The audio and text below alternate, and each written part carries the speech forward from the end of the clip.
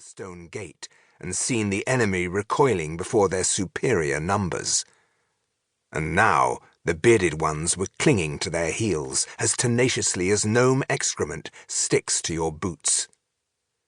Not that he was frightened of the groundlings. Black water, blood of the perished lands, flowed now in his veins and rendered him immortal. Unless, of course, someone were to strike his head clean off his shoulders. But the enemy, unfortunately, were very good at that. Even their stunted physique was no handicap there. If they couldn't reach the neck with their axes, they would slice at the legs. An opponent sunk to his knees was easy to decapitate. In the groundlings' northern kingdom, a place thought more or less deserted, they had come upon an unexpectedly large enemy band. He and his 2 fellow scouts, facing defeat, had chosen to turn tail, heading back to the outer lands. Maybe they could locate another escape route back to Prince Ushnart's camp to warn him about the groundlings. Could they manage to find an exit that did not involve a battle with a horde of axe-wielding warriors? In the outer lands it was said it was his own tribe that reigned, the orcs. So far he had not come across any, but he wouldn't object to a little support. "It's steamy as wash day. You can't see a thing in this fog," he overheard one of the groundlings complain. It was essential for any self-respecting scout that he be able to understand the language spoken by the enemy. "You'd think the wretched fog itself was wanting to help the swine." Gronsha objected to the term swine. It was an insult indeed to be called a pig by that barrel-sized runt of a creature. Pigs were all right to eat, but they were nothing much to look at. And he, after all, was well built, twice the size of one of those beard faces. Instinctively he tensed his muscles in anger.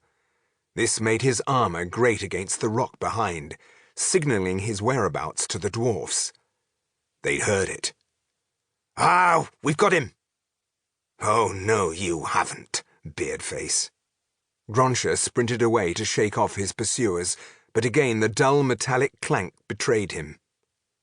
He'd no idea how far he'd gone or in which direction he'd been running. And where on earth were his companions? He only knew that it was dark all around him. Was he in a cave? He pressed up against the nearest wall, holding his breath to listen out for the enemy. "Halt!" one of them ordered quite close. He could hear the creak of boots as his pursuer stood still. "Can you hear him?" No answer. Gronsha gave an evil grin. So the groundlings were as helpless in this fog as he was himself. Carefully he sniffed the air, noting his opponent's position by the unmistakable smell. He moved off, sword raised in his 2 hands above his head, ready to strike. He could split the creature in 2 with a single blow. "Bowindil!" he heard the voice of the groundling querying his approach. A stocky, shadowy figure emerged from the fog, and Gronsha launched his attack, sure of his target. "Ah, so somebody's listening to me at least," said the dwarf, stepping neatly to one side and wielding his own weapon in his turn. The axe blade slashed into Gronsha's right buttock. He let out a yell and disappeared into the wall of fog. This was no way to fight. This was not the type of encounter he enjoyed. This accursed fog. He decided to retreat rather than stumble around hoping for a chance hit before one of them managed to strike him again. The wound on his backside was quickly closing up.